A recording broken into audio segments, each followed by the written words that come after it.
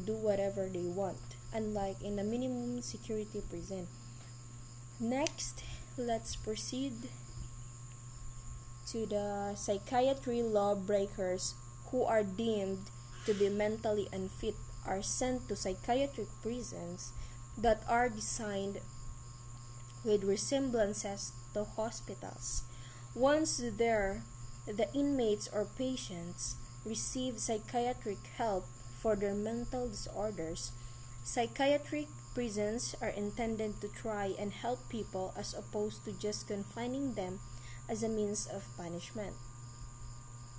In these types of prison, um, the perpetrator here or the offender here has a mental disorder, which is he didn't know what he do, and the psychiatric prisons are trying to help people as opposed to just confining them as a means of punishment, because they didn't know what they do, or let's say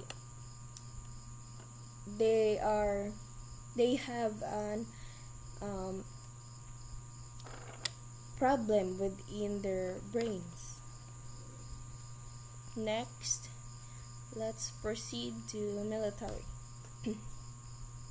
Every branch of military has its own prison facilities that are used specifically for military personnel who have broken laws that affect national security, or to house prisoners of war. The treatment of these prisoners has been a subject of much debate in recent times, and the definition of torture for enemy combatants has become a controversial and often discussed topic. Next is the federal versus state. Federal prisons are under jurisdictions of the Federal Bureau of Prisons, a subsidiary of the Department of Justice. If the crime the prisoner committed is federal, they will likely end up in federal prison. State prisons are more numerous than federal prisons. As incarceration became the standard form of punishment in the U.S., states began creating their own similar but unique prison system. Each state determines how its correctional system will function.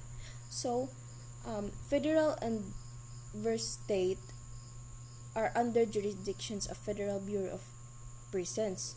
State prisons are more numerous than federal prisons. Next, let's proceed to the main difference of federal prison.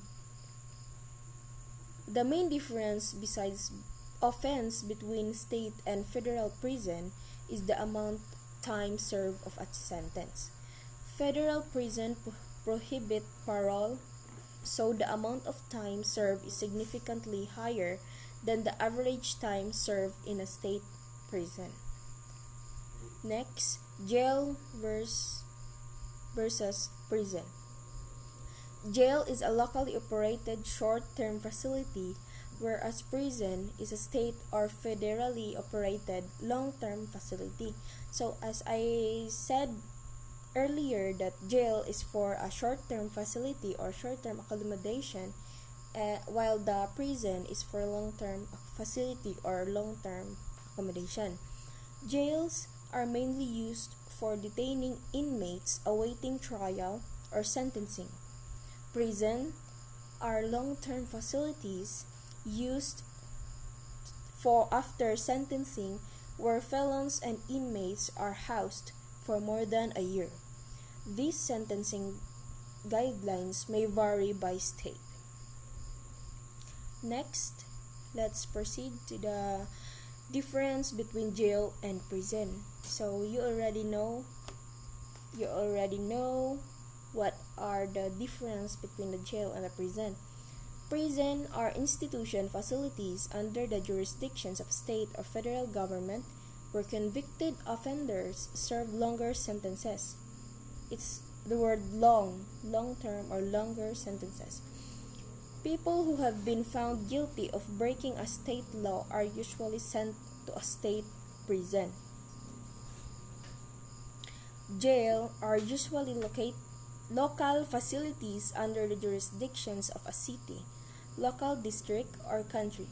Jails are short-term holding facilities for the newly arrested and those awaiting trial or sentencing. Those sentenced to serve a small amount of time, or less than a year, may be housed in a local jail for the duration of their sentence.